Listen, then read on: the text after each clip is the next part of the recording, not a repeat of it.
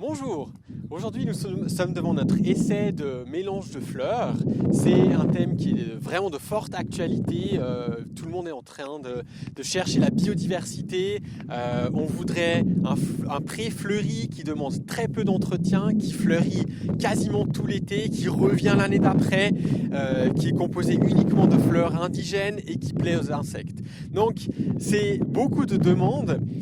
Malheureusement, c'est pas aussi facile que ça et comme dans beaucoup de choses, il faut être prêt à faire des compromis. Quand on s'imagine un pré fleuri sauvage, je sais pas, dans un film de Heidi ou comme ça, en fait, il faut se rendre compte que c'est pas un état naturel. C'est en fait une culture, puisque c'était des prés qui étaient régulièrement fauchés, où du bétail était amené pour paître. Donc c'est pas quelque chose de stable dans la nature. Si on laissait un pré sans aucun entretien, assez rapidement, il y aurait d'abord des mauvaises herbes, des ronces, des buissons, et au bout de quelques années, une forêt qui pousserait. Donc c'est pas un état stable, et ça veut forcément dire que ça demande de l'entretien.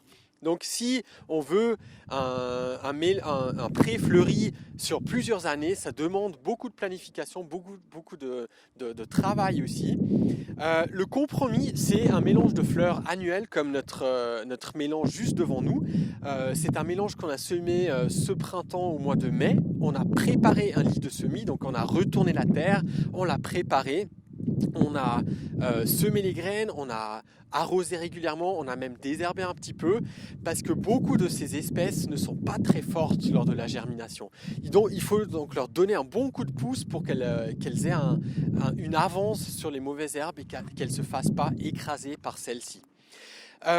Les mélanges annuels comme on les a ici, c'est quelque chose qui est relativement facile et grâce à leur grande variété en espèces, on a quasiment tout au long de l'été quelque chose qui est en fleurs.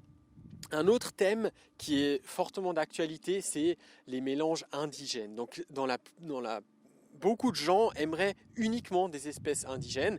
Je comprends, c'est quelque chose qui est sûrement bien, mais mon avis personnel, c'est qu'il ne faut pas être trop sur les principes non plus dans ce domaine. Donc personne ne veut de plantes invasives, de néophytes qui pourraient nuire à notre nature. Nous, on n'en cultive pas, bien sûr, mais je pense qu'on a le droit de se faire plaisir avec la couleur des fleurs d'amarante, avec des oiseaux qui vont aller chercher des graines de tournesol ou des capucines qui sont des fleurs comestibles, alors que toutes ces espèces ne sont pas indigènes.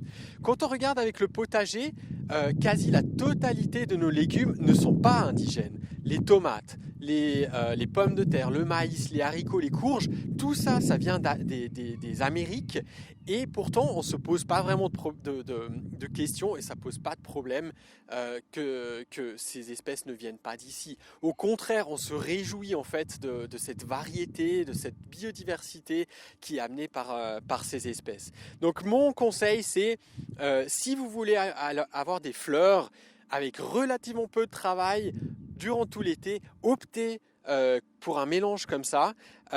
Certaines de ces graines pourraient se ressemer jusque l'année prochaine, mais malheureusement, de nouveau, elles ne seront pas assez fortes pour s'imposer contre les mauvaises herbes.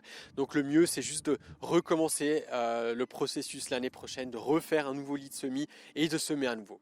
Moi, je vous souhaite beaucoup de plaisir avec les fleurs et une très belle journée.